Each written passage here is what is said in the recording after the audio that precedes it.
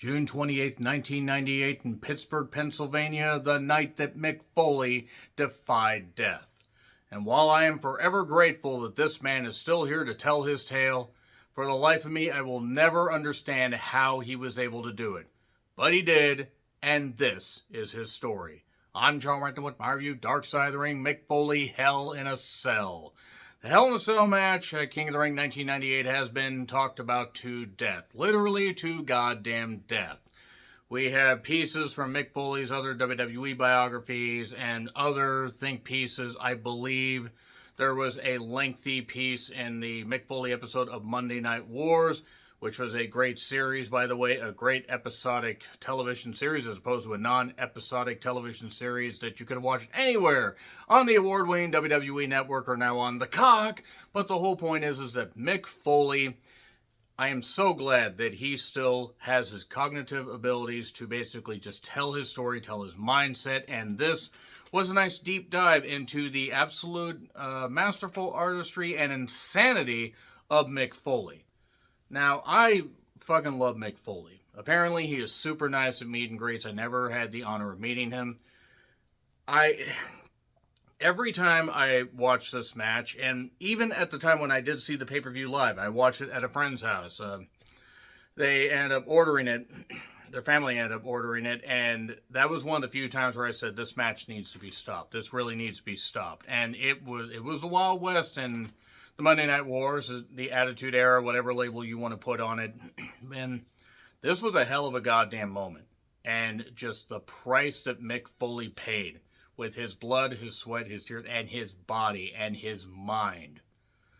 And I did like the talking heads here. We did have Mick Foley, of course. Audio from The Undertaker. They didn't get him. I guess that kind of makes a little bit of sense. And maybe WWE didn't want to come to an agreement. I don't really know. Jim Cornette makes sense given the fact that he was one of the people that had seen Cactus, as he calls him on his podcast. Yes, I listen to Jim Cornette podcast. Oh, well. But that being said, he saw him, in the early, days of Turner owning WCW and then at some independent shows. And then Mick Foley came back. He feuded with Vader. He had a great match with Sting at Beach Blast 1992. And a fairly underappreciated teaming with Kevin Sullivan. I could talk at length about Mick Foley's, various career moments if I wanted to, but that would be another, topic for another video. But Noelle Foley, I'm glad that she got to chime in.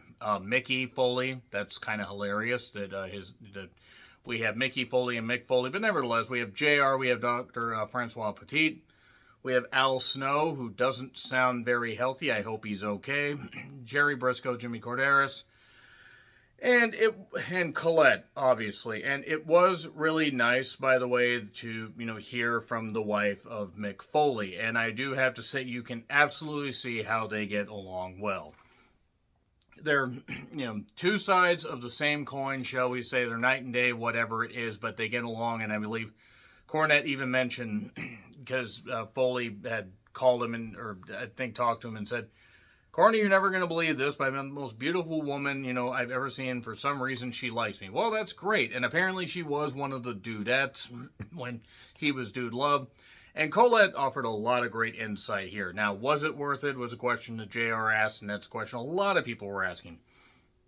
Everyone that gets into wrestling is looking for something that is missing in their own life. That's what Foley says, and he's not entirely wrong based on just how people put their bodies, their minds, their souls on the line. I've talked to a few independent wrestlers about some of the stuff and what their motivations are, them just telling me, their stories and why they love it, and it's great to see that passion pour out. And Mick Foley still loves wrestling, but he honestly sees both sides where he's glad he created this moment, but geez, the price that he paid. And if I can't get people to love me, then I can disgust them at least, because he did something where he's did a Superfly splash and spit up a blood concoction. I believe he was in college. And this has been talked about where he wasn't necessarily accepted and he was kind of seen as nerdy and weird, telling bad jokes. Colette even talked about meeting him and his bad humor and everything, but that he just had very kind eyes, I believe was one of the quotes. Not in this, it was in another one. We see Japanese footage, IWA, FMW, I believe it's IWA Japan, I think. And ECW footage, the branding iron, all that. The Nest T plunge. Cactus Jack is dead, that Corny said.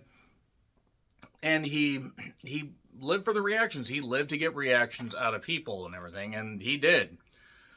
It was nice, again, how Colette and Mick obviously do have a camaraderie. They have multiple children together, and she's stuck by him, and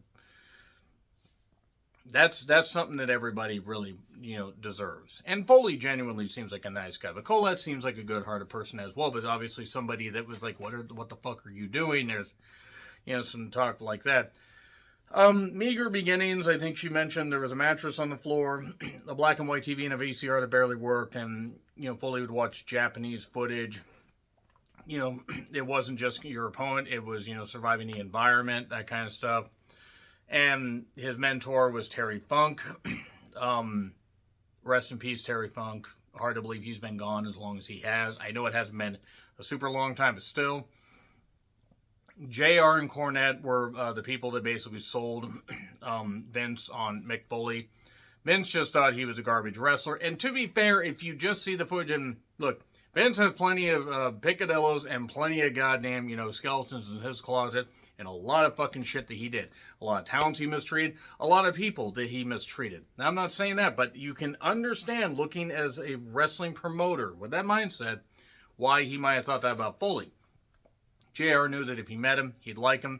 They didn't go, and this is mostly about Hell in a Cell, but they didn't go over what really sold him on that Vince on Foley. It was it was all the, it was the Cactus Jack, JR sit-down stuff, which was really fucking fabulous. Really fabulous. That was great stuff. And how he became Mankind. Jerry Briscoe offered some good stuff in here, too. If only he could have passed along this knowledge to Wes, or maybe found something different for Wes to do, because wrestling certainly wasn't what he could do. JR saw him in WCW before. Cornette, as I mentioned. And he became Mankind. They skipped over the Mason the Mutilator thing, which was probably smart. That was the name they actually were going to come up with, and it wasn't going to work. And he worked a lot with Taker. He's a great opponent for Undertaker. Arguably Taker's best opponent, maybe, at least of the 90s. 7 pay-per-views, if I remember right. It was King of the Ring. It was King of the Ring, SummerSlam. It was the October In Your House, if I remember right. Buried In Your House, Buried Alive, I think is what it was. It was Survivor Series. And then, let's see, what the fuck? They faced off at Revenge of Taker. I'm missing one. And I'm pissed off about it. But they did that, because they didn't face off in a match at Mind Games. That was Foley. And, it was Undertaker doing a run-in later, but then they faced off at King of the Ring 1998. And in all honesty, the fact is they had 7 pay-per-view matches stretched across basically 2 years. That was a big goddamn deal. And 10 television, encounters, and that's nice. That's quite a bit to do, especially considering until about 97, Raw was only an hour. Now it's whatever it is on Netflix, and SmackDown's 3 hours, and NXT, and all that, and too much television. Thing is he was a great opponent.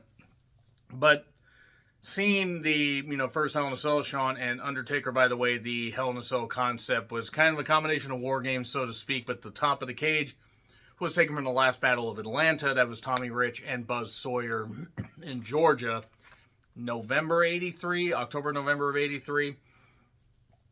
And, Terry Funk jokingly said, well, you really should start at the top of the cell and get thrown up. I think I can do that. What? I can't do a Terry Funk impression. I'm sorry. It's too late, and I can't honor Terry. I just shouldn't have done that. Shouldn't have done that impression at all. But Foley was worried his career had stagnated. And to be quite honest, and not a knock on his talent, if you look at what happened with him at the Royal Rumble, he was all those personas. He was tag team champions with Terry Funk coming out of WrestleMania 14. And then they reformed DX or re-racked DX. And Foley was kind of beaten in the powder along with Terry Funk, who was Chainsaw Charlie. That was in late March, early April of 98. And yeah, his character kind of stagnated by that point. So he was a little bit worried that maybe he was going to be shoved down the card and he needed to do something memorable. So he did. Colette knew about the high spots and stuff like that. And she knew about one high spot. She didn't know about the spot through the cage. And Foley basically says, it's a recounting. Be careful what you wish for because you just might get it. He's watching on a big theatrical screen and nice leather couch in a very dingy warehouse. Is that his garage? I'm curious. Jimmy Corderas offered some good insight because, former referee, longtime WWE official. Foley was nuts. I really, again, don't... and I'm not going to recount everything about the match. Everything about this could have gone wrong. If Taker had thrown him too far, all that. And not that Taker wasn't professional, but this is fucking physics. The gravity. You can't defy gravity, despite what, Cynthia Erivo and Ariana Grande said. But that being said, the family was none too thrilled. Colette was furious. Absolutely furious. Foley talks about, it seemed like an instant. It also seemed like it was happening in slow motion. Terry Funk shows up. Foley was able to see it in his mind, and somehow through the just absolute miracle, he was able to survive. Terry Funk shows up. Dr. Francois was great. I do wish they had subtitles with him because he gets so... When somebody with an accent gets so excited, then it gets really hard to understand him, at least for those who aren't used to the accent. I did not know he was Sub-Zero in the Mortal Kombat movie. That is really cool shit. So... Anyway, Foley was his number one patient. He's laughing about this. He's laughing about this because he knows Foley's alive. He probably wouldn't be laughing if Foley died. The WWE would never continue a pay-per-view after somebody died, would they? Anyway, let's get back to this. So he gets back up. After the throw off the cell and raising the cage to get that, they did cut out my favorite part of it. My favorite part. You got ratings now, McMahon! Just some guy yelling at Vince. And then Foley climbs back up. And they even talked about the zip ties. It wasn't reinforced well at all. The zip ties were just there for the fencing and stuff like that. And it was terrible because that's about 600 pounds roughly up there of humanity. And, the punch by the Undertaker or right hand, it's just... And then he throws him through the cage and just this. I don't like to relive. It is etched. It is seared into my memory. How I felt the first time. How I felt seeing it again just a bit ago on this program. Every time I see it, it gets saddening and maddening that he did that. Now, it's memorable. And he's here to tell a tale, but god damn it. Colette is pissed. She's trying to call anybody who has a cell phone, any number, and they can't find a phone later to basically call Colette back. The chair hitting him in the face, the tooth thing, all that. He's talking about all this stuff. And Terry Funk had to buy time and everything after Undertaker said, check to see if he's breathing. And then Terry's even like, he's okay, I think. And then Terry Funk ad-libs and says, well, better get choke slammed. He gets chokes out of his shoes. God, Terry. God, I miss Terry Funk. I'm so glad he was able to be part of that FMW one. It's a shame that they couldn't get comments from him to be included in this. Maybe they have a director's cut and they do have that. I don't know. I guess in hindsight, he was such a small part of the whole presentation, but he also helped extend the match and possibly Foley's life because Foley was out for quite a bit. There's talk about concussion, CTE, all that. He was fucked. Even somebody who's 17 years old at the time like I was, or even if you look now, if you just watch that match cold, you can tell Foley is fucked. And then if you see this, you know he is out. I had no idea back then, and I have no idea now how he was able to even move. Foley had to do the goddamn tax. He introduced him, for better or worse. But he saw it through. And honestly, and people talked about this on the Mick Foley Monday Night Wars piece, as I mentioned, this won the Monday Night Wars. Vince McMahon, of course, said, the Cactus, thank you for everything that you've done. I never want to see anything like that again. And Cornette said it was difficult to find air-conditioned rooms so Foley could be okay. Because Foley still had to go out and run in for the Stone Cold Steve Austin and Kane main event. That was the next match. After falling like that and somehow getting back up and doing that shit, that's one thing I wish they would have dived a little more into. The fact that he did that. And Foley didn't remember using the tax, as they're picking the tax out of him.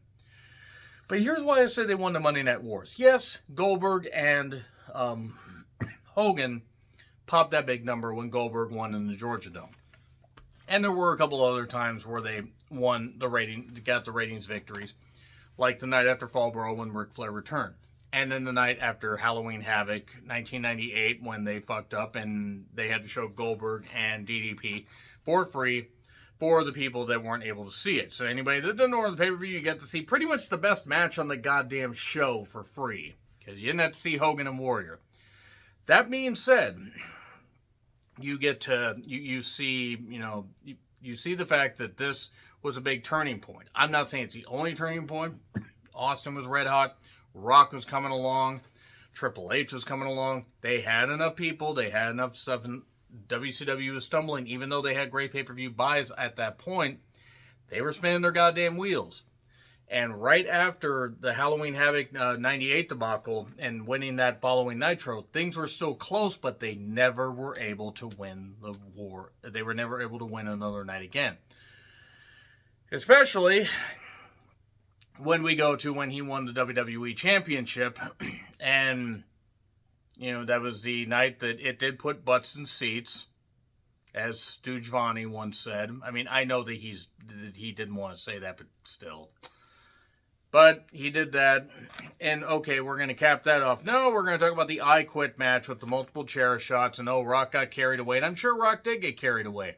To this point, though, Foley also was completely nuts and insane for all the stuff he did, and I talked about that when I covered the Royal Rumble 99 event, and talked about that at length. It's just disgusting. It's a match I can't watch again without cringing. I felt bad for the kids. I felt bad for Colette. I felt bad for Foley's brain, whatever was left of it. And the scary bumps. The doctors basically told him, if you don't stop wrestling, you will be crippled. He did have to quit after No Way Out 2000. He did come back for that one night at WrestleMania.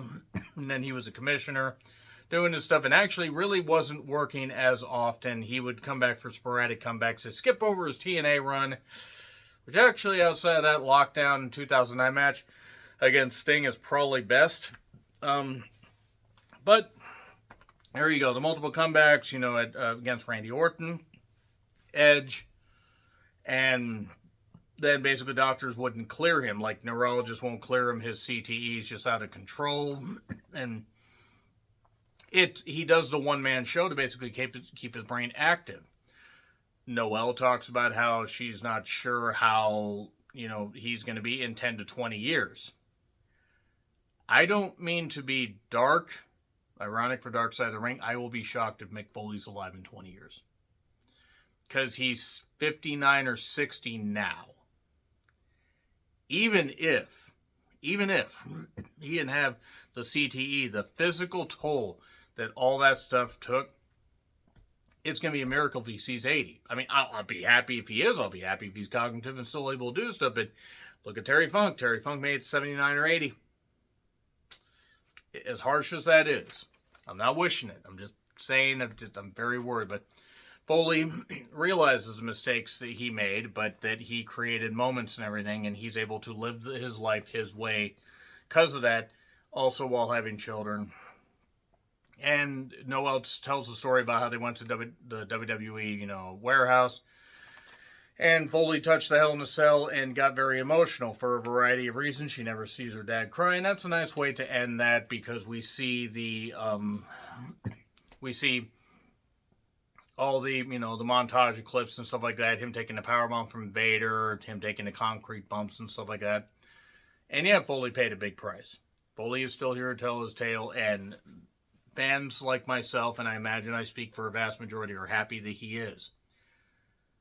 But as Cornette said, and I'll close with this, as Cornette said, Cactus, people genuinely like you.